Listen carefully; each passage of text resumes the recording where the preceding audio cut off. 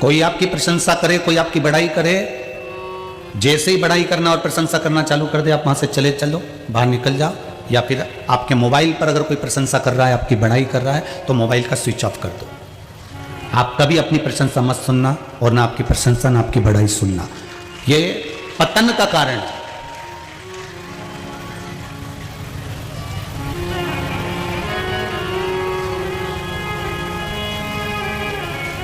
अगर कोई आपकी प्रशंसा कर रहा हो, कोई आपकी बड़ाई कर रहा हो, तो आप बिल्कुल मत सुनो। हाँ, कोई आपकी बुराई कर रहा हो, कोई आपकी निंदा कर रहा हो, तो भगवान के मंदिर में जाकर 2 घी के दिए लगाना। आज मेरी निंदा चालू हुई, आज मेरी प्रसन्नता है।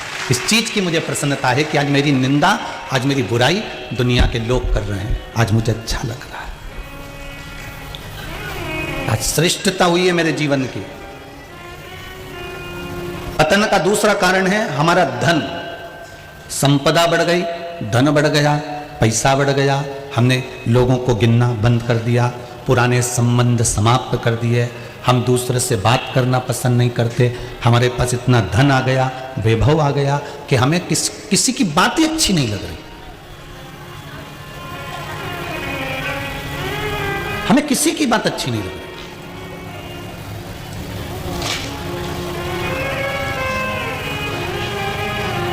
दूसरा पतन का कारण है हमारा धन। और तीसरा पतन का कारण है स्त्री। अगर आप पर स्त्री को देखकर ललायित होते हैं, लोभित होते हैं, पर स्त्री को देखकर अगर आप आसक्त होते हैं, तो यह भी आपके पतन का कारण है।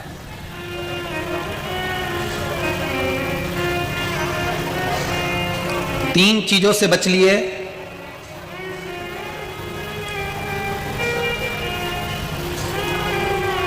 भगवान शंकर का एक शब्द अपने जीवन में उतार कर रख लीजिए। शंकर भगवान अपने भक्त से कहते हैं कि तू अपना चरित्र अच्छा रखना, तो मैं तेरा चित्र अच्छा रखूंगा।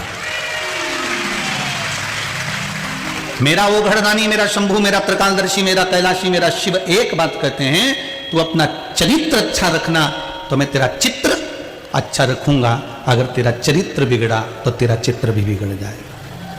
चरित्र मत बिगड़ने देना।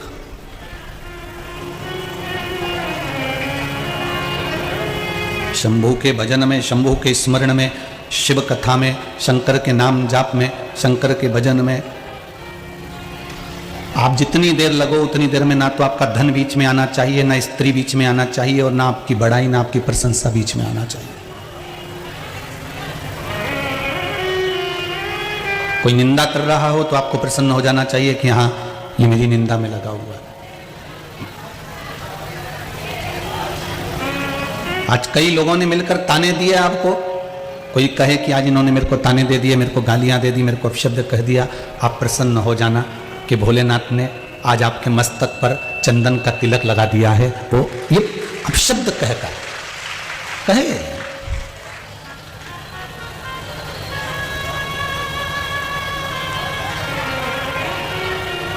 गाँव का लोग मने बावरी बतावे, संग की सहेलियां सब उंगली उठावे। महाराज, सारे संसार के लोग अगर आपको मीराबाई को कितने ताने देते, कितना अपशब्द कहते, कितने कितने ताने सुनाए जाते, पर उन शब्दों के बल पर भी मीरा सुख का अनुभव करती है।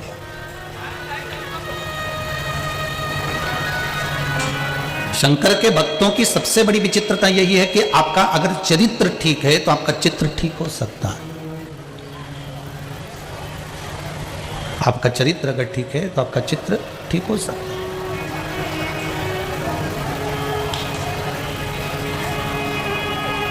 मेरे शिव कथा कर रही है। आपका चित्त, आपका मन, आपकी दृढ़ता शिव के प्रति, उसमें बिना दिखावे की, कोई दिखावा ना हो, उसमें कोई दिखावे का क्रम ही ना हो, वो शिव तत्व का आनंद है।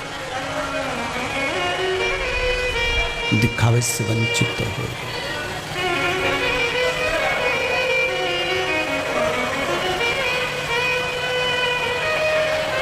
भक्त तीन आकर्षण से अगर बच गया,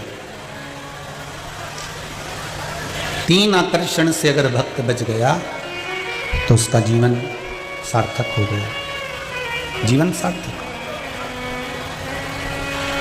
कौन कौन से आकर्षण बताए हैं, जम के बोलो जरा। पहला धन, दूसरा स्त्री, तीसरा अपनी प्रशंसा या अपनी बड़ाई। इन तीन चीजों से भक्त को बचना है, इन तीन चीजों से भक्त को बचना है, इन तीन चीजों से भक्त को बचाकर रखना है अपने जीवन को।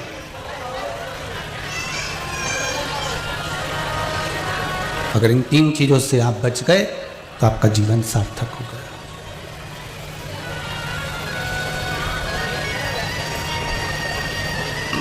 जीवन की सार्थकता एक शिव की भक्त माता अंजना,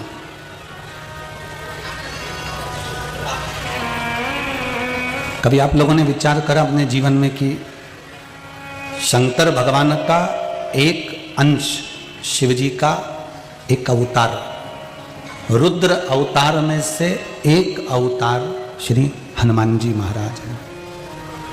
पवन तनय संकट हरन मंगल मूर्ति रूप, राम लखन सीता सहित हृदय बसहु सुरभूप। एक माता अंजना के लिए कभी आपने विचार करा, कभी माता अंजना का मन में आपके भाव उत्पन्न हुआ कि शंकर भगवान का एक स्वरूप, शिव जी का एक रूप, शंकर का एक स्वरूप, ये माता अंजना के गर्भ से प्रकट हुए हैं, शंकर भगवान का एक स्वरूप।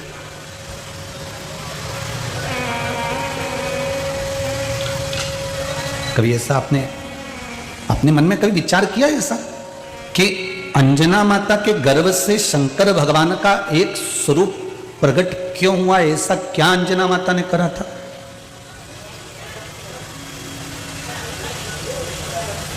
ऐसा अंजना माता ने करा क्या था? ऐसा अंजना माता ने कितना तप करा होगा, कितना तपस्या करी होगी, शंकर की कितनी आराधना करी होगी, तब तो कुछ मिला है। गंगा मैया अगर शंकर जी की जटा में बैठी है तो ऐसे ही बैठ गई क्या? पार्वती मैया से चौगुना तप, 1000 गुना ज्यादा तप माता गंगा ने करा था, तब जाकर शंकर की जटा में बैठी थी। पार्वती जी ने तप करा, तब जाकर शंकर भगवान की अर्धांगिनी बनकर बैठी थी। सती मैया ने तप करा था, तब जाकर शंकर भगवान की अर्धांगिनी बनकर बैठी थी। उमा माता ने तप करा, तब जाकर अर्धांगिनी बनकर बैठी। नंदीश्वर ने कितना तप करा, तब जाकर शंकर के दरवाजे पर नंदी बैठा। भृंगी, श्रृंगी, ये जितने भी हैं, जितने भी हैं, इन्होंने कितना कितना तप करा होगा, तब जाकर कहीं शिव मिले, तब जाकर शंकर मिले। कितना तप करा।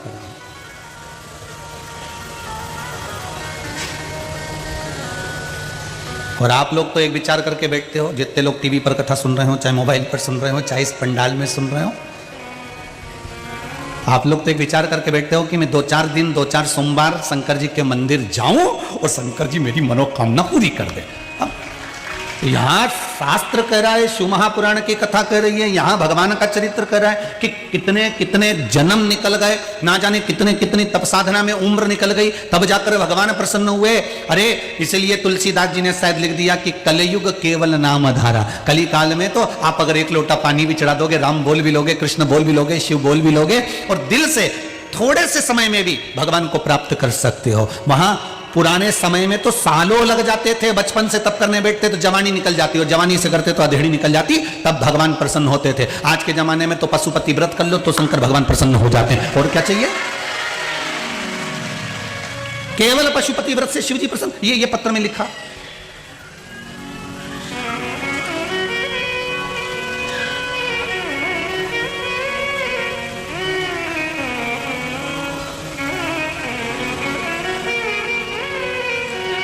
दिनेश शर्मा, गंजपारा, दुर्ग, छत्तीसगढ़। कहीं बैठे हो तो हाथ जरूर हिलाइएगा। आप ही हैं? हर हर महादेव बोल दो एक बार। आपने लिखा है गुरुजी, आपकी व्यासपीठ से सुना था कि पशुपति व्रत करना चाहिए।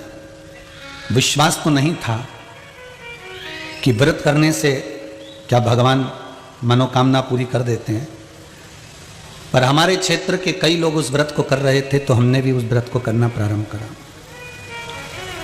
गुरुदेव 3 व्रत पूरे हुए और मेरी 3 मनोकामना थी वो पूरी हो गई, इस पत्र में इन्होंने लिखा।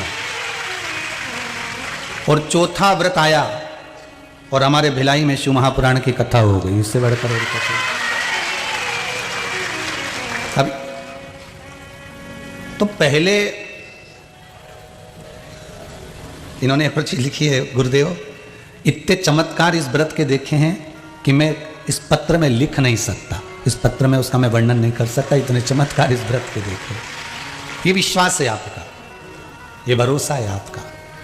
पहले कितना तप करना पड़ता था, साधना करना पड़ती थी, व्रत करना पड़ते थे, उपासना करना पड़ती थी। भूखे रहो, नासिका के एक छिद्र से श्वास लो, दूसरे छिद्र से छोड़ दो, कुछ खाओ ना, पियो ना, पत्ती का सेवन करा, बेलपत्र का, सब छोड़ने के बाद तब भगवान मिलते थे। आज के ज़माने में तो खीर बना के ले जाओ, हलवा बना के ले जाओ, 3 हिस्से कर दो, 2 हिस्से मंदिर में चढ़ा दो, 1 हिस्सा ला के अपन खुद निपटा जाओ और शंकर जी मिल जाए। इससे बड़ा करो। अभी इतनी सरलता में अगर शिव मिल रहे हैं तो इससे बढ़कर सौभाग्य क्या हो सकता है बाबू?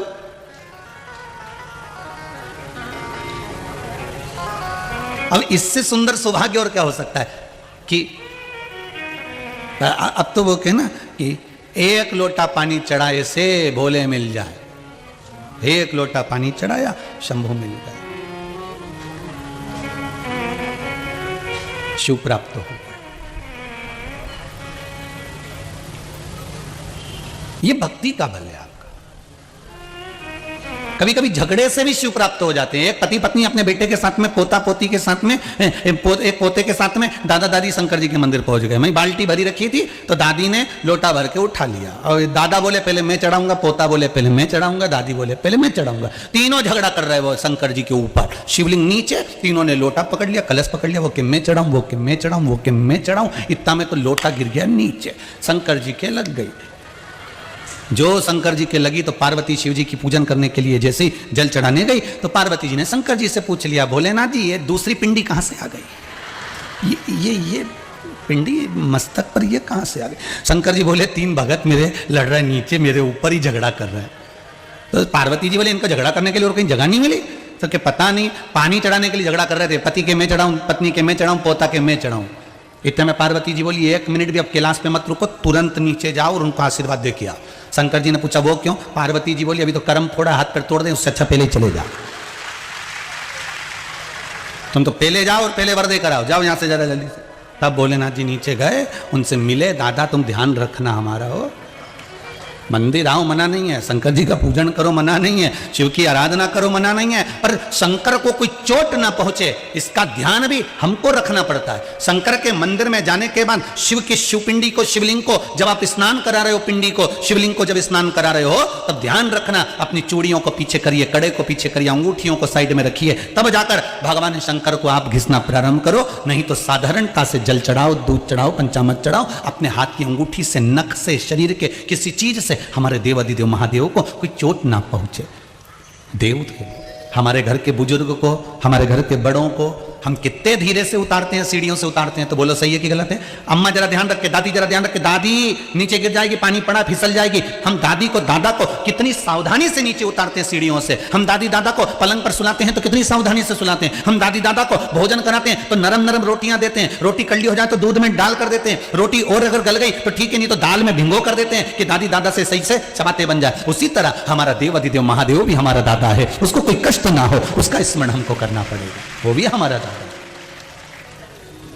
अगर वो दुखी तो हम कहां के सुखी, उसको दुख ना हो। कभी विचार करिए अपने जीवन में कि अंजना माता ने ऐसा कौन सा तप कर दिया था, अंजना माता ने ऐसी कौन सी साधना कर ली थी, अंजना माता ने ऐसी कौन सी तपस्या कर ली थी जिसके बल पर उनको देवादिदेव महादेव पुत्र के रूप में मिल गए।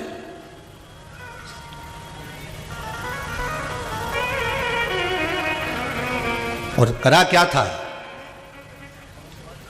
समुद्र मंथन के समय पर 3 अप्सरा निकली थी। कितनी अप्सरा निकली थी? 3। उसमें से एक अप्सरा का नाम आपको पहले बता दिया, क्या नाम था? तारा। दूसरी अप्सरा का नाम था पुंजिकस्थला। क्या नाम था? पुंजिकस्थला। ये दूसरी अप्सरा का नाम। और मंथन में जो पुंजिकस्थला निकली बड़ी सुंदर थी। जैसी तारा सुंदर वैसी पुंजिकस्थला सुंदर।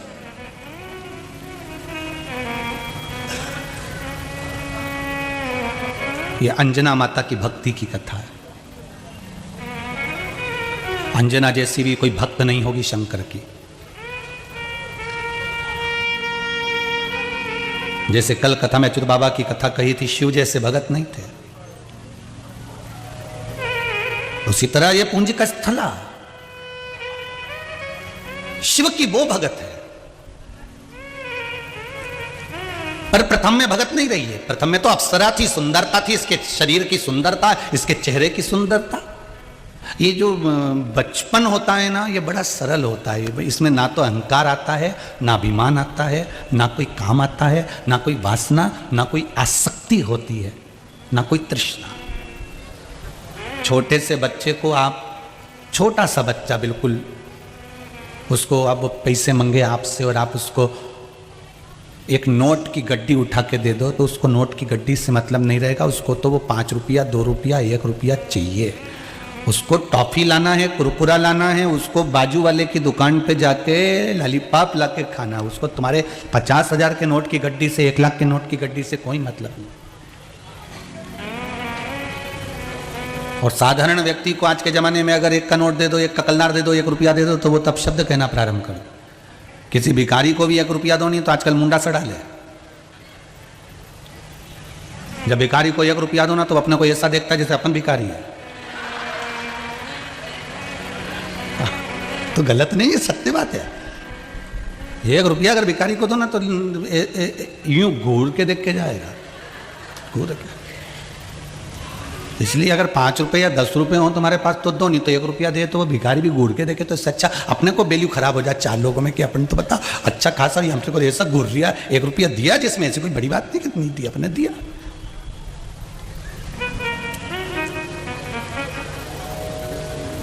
अब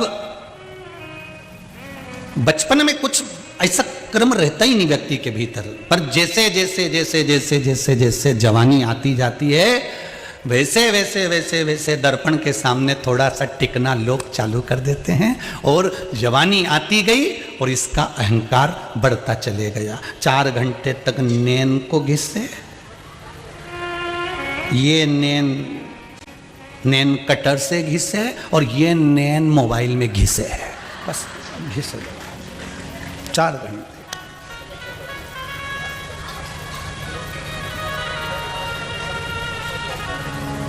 और भगवान ने जिसको ज़्यादा सुंदर बनाकर भेज दिया है, बहुत ज़्यादा अगर भगवान ने सुंदर बना के भेज दिया तो उसके भी ठिकाने नहीं, पाँव जमीन पे नहीं। वो तो अच्छा है कि जमीन पे पैदा हुई, नहीं तो ये तो कहती हम तो आसमान पे चलेंगे। भगवान अगर ज़्यादा सुंदर बना के भेज दे तो।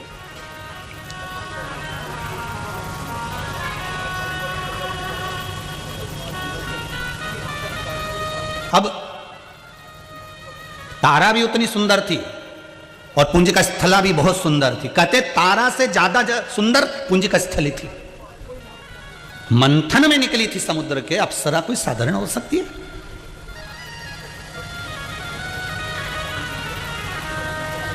मंथन में प्रकट होते से ही इंद्र देवता ने कह दिया पुंजिकस्थला को हम देवलोक की शोभा बढ़ाएंगे, ये वहां की अप्सरा रहेगी। देवता ने कह दिया ठीक है, आप इसको ले जाओ, देवलोक में इसको रखो, ये अप्सरा सुंदरता दे रही है।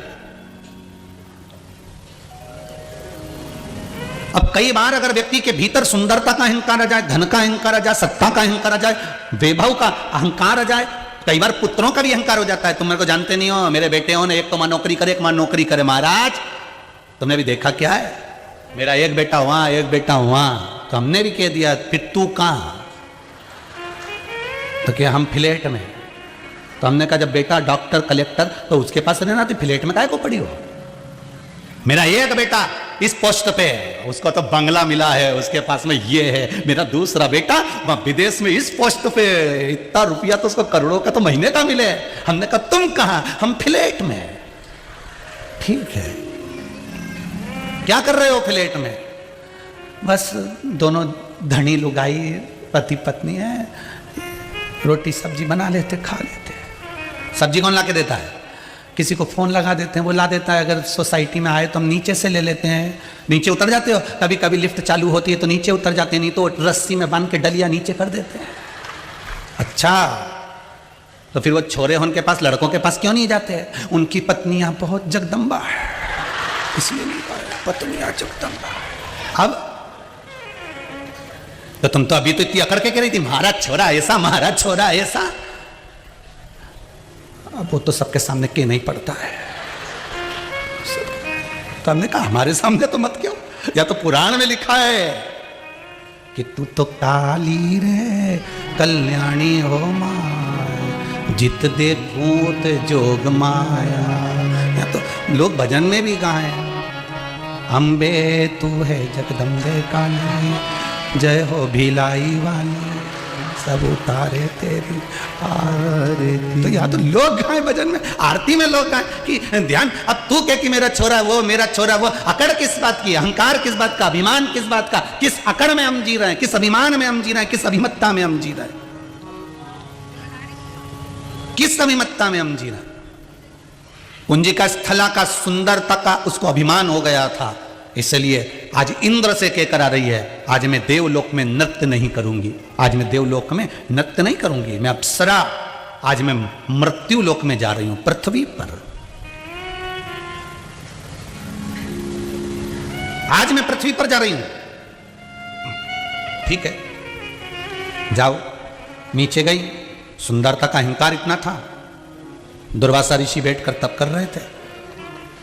दुर्वासा बाबा बैठकर तप कर रहे हैं, साधना कर रहे हैं, नेत्र बंद हैं, भगवान की स्मरण में डूबे हैं। और ये पुंजिका स्थला दुर्वासा बाबा को जो देखी, सुंदरता तो थी दुर्वासा ऋषि की, पर इसने उनके साथ कोई विवाह के लिए कुछ क्रम नहीं करा। इसने तो केवल हंसी उड़ाने के लिए, मजाक करने के लिए हाथ में पानी लिया और दुर्वासा बाबा पर फेंका। फिर हाथ में पानी लिया, फिर दुर्वासा ऋषि पर फेंका। इस पुंजिका स्थला ने फिर पानी लिया, फिर फेंका। दुर्वासा ऋषि के नेत्र खुल गए। नेत्र खुलते से ही बोले, तुम कौन हो? मैं समुद्र मंथन में निकली अप्सरा पुंजिका स्थला हूं।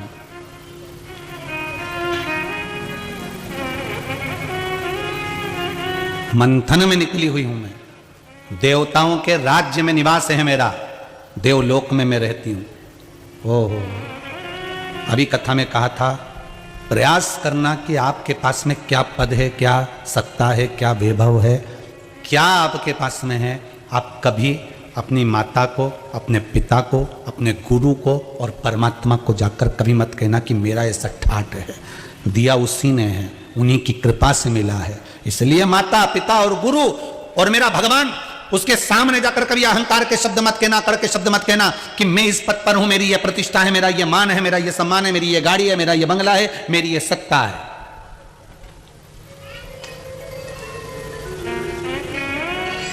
अपने पुराने समय को, अपने पुराने समय को जो व्यक्ति भूलता नहीं है, वो जिंदगी में आगे बढ़ता चले जाता है। पुराना समय मत भूलिए। और जो व्यक्ति जिस भाव से, जिस चीज का दान जिस चीज में दे रहा है, उसका उसमें स्मरण होना चाहिए।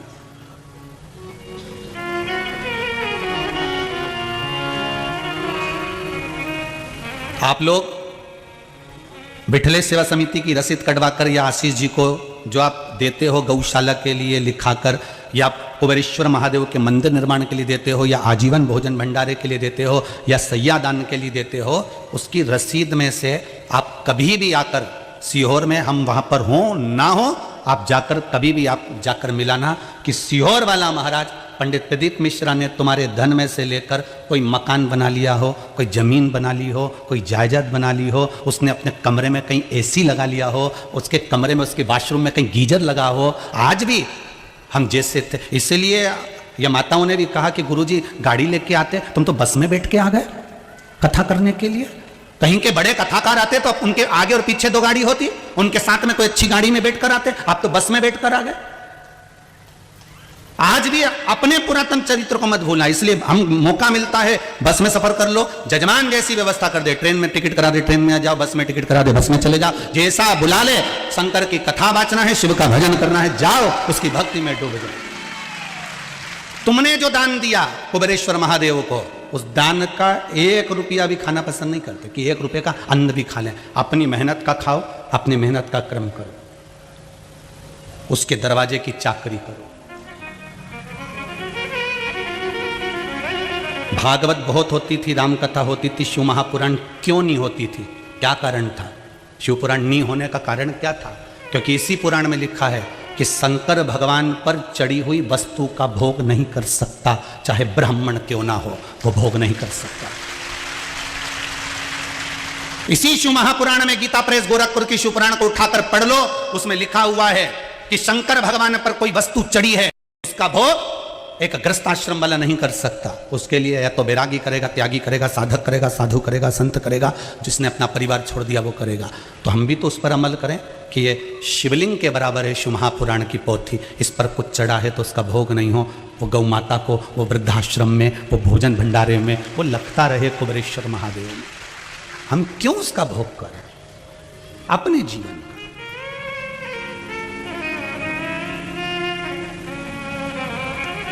गुरुजी, फिर आप अपना खर्चा कहां से उठाते हो? इतने भगत मिलने के लिए आते हैं, यहां से जाते आते मिलते जुलते, वो भी तो कुछ प्रदान करते। ब्राह्मण भिक्षा पात्र से अपना जीवन जीता, तुम्हारे धन के वैभव पे नहीं। इसीलिए बार बार कथा में कहते हैं, कथा आपको नहीं सुना रहे हैं और ना आप करवा रहे हो। कामाख्या भी सेवा समिति भी अच्छे से सुन लेना, ना तो आप कथा करवा रहे हो, ना सियोर वाला महाराज कथा कर रहा है, और ना इतने लोग टीवी के माध्यम से, यूट्यूब के माध्यम से, ना पंडाल में लोग कथा सुन रहे हैं। शंकर कथा करवा रहा है, शंकर कथा बाच रहा है और शंकर कथा सुन रहा है। शिव है तो कथा है, श्वास शिव का रूप है। जब तक श्वास शिव के रूप में चल रही है तब तक कथा हो रही है, भगवान का भजन हो रहा है। जीवन में आपके भी निवेदन है, आपके भी जीवन में एक काम अपने जीवन में कोई ऐसा कर कर जाना कि जिंदगी में देखो आते हैं लोग और चले जाते हैं, हम भी जाएंगे आप भी जाओगे, कोई पट्टा करा के नहीं आया कि ये रुके गई। मरना तो सबको है, गुलाब जामुन खाओगे तो भी और बादाम खाओगे तो भी, चाहे कितने भी प्यार साबुन से नहा लो, निपटोगे तो, मरोगे तो, चाहे कितना भी शैम्पू लगा लो, झड़ेगा तो। तुम तो कितना ही अच्छा अच्छे से नहाओ, कितना भी श्रृंगार कर लो और कितना भी अच्छा खा लो, मरना तो निश्चित है। पर निवेदन है, भगवान ने जो शरीर बनाकर भेजा है, हर एक मनुष्य को भगवान ने कुछ देकर भेजा है, उस गुण को हमें प्रकाशित करना है और कुछ अच्छा कर कर फिर इस संसार से जाना है। कुछ अच्छा कर, बाद तक लोग याद करें कि हाँ आज बाबा की कृपा है, शिव कथा है, कुबेरेश्वर महादेव हैं, बाबा करा रहा है, ठाकुर जी कल्लू जी महाराज कर रहे हैं, तो उनके आश्रित हैं, तुम्हारा धन वैभव नहीं, उसका भोग नहीं। अहंकार मत आने देना कभी जिंदगी में कि मैंने ये करा है, कभी अहंकार मत आने दो, एक रत्ती का भी अभिमान तुम्हारे भीतर नहीं आना चाहिए।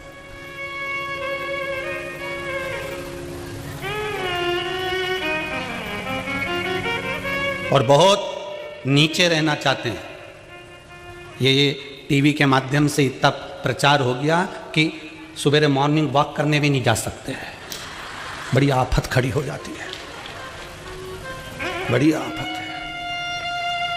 कभी कभी हमारा भी तो मन करता होगा वो गुपचुप खाने का, तो नहीं करता, कोई पानी पतासा अपन भी खाएं, पर किसी के ठेले पे चले जाएं और इतना में कहीं का फोटो खींच लगा दे। अभी तो सब पीछा पकड़ के लोग, तो जब या शिव महापुराण की कथा कर रही है माता अंजना के पिता श्री गौतम ऋषि जी को, जो त्र्यंबकेश्वर में रहते थे, जो नासिक में रहते थे। गौतम बाबा को, माता अंजना के पिता को, अहिल्या माता के पति को, वो गौतम बाबा जब अपने आश्रम में रहते थे तो वहां पे जितने ऋषि निवास करते थे, उन ऋषियों ने, उन ब्राह्मणों ने विचार करा कि गौतम बाबा को कुछ भी कर यहां से निकालना है। तो उन्होंने गणेश जी महाराज की आराधना करी। सारे ऋषियों ने मिलकर, सारे ब्राह्मणों ने मिलकर गणेश जी को प्रकट करा। गणेश जी ने पूछा क्या चाहिए मांगो, बस एक काम करो कि तुम गौतम ऋषि पर कोई कलंक लगवा दो। गौतम ऋषि पर कलंक? क्या कलंक? कुछ भी करो पर गौतम ऋषि पर कलंक होना चाहिए। भगवान गणेश कहते किसी का बुरा मत करो, तुम ऋषि हो, तुम ब्राह्मण हो, तुम संत हो, नहीं नहीं, कुछ भी करो पर गौतम बाबा पर कलंक लगाओ और यहां से भगाओ, कुछ भी करो। तो भगवान गणेश जी ने खूब समझाया, नहीं माने। तब गणेश जी ने पूछा तुम बताओ मुझे करना क्या है। तो कहा तुम गाय बन जाओ। गौतम ऋषि के पास जो जमीन है उस जमीन पर तुम चरना, कुछ खाना, दुबली पतली गाय बन जाना, बिल्कुल जिसमें प्राण चल रहे हो मात्र, और कुछ शरीर में नहीं हो, हाड़ मांस सब समाप्त हो गया हो, ऐसी गाय बन जाओ। उससे क्या होगा, जब गौतम ऋषि की आप उस भूमि पर कुछ खा रहे होगे, गौतम ऋषि वहां से निकल कर जा रहे होंगे और वहीं पर आप अपने प्राण त्याग देना। हम कह देंगे कि इसने गौ हत्या कर दी और उसको यहां से भगा देंगे, उसको यहां से भगा देंगे। गौतम ऋषि के उस भूमि पर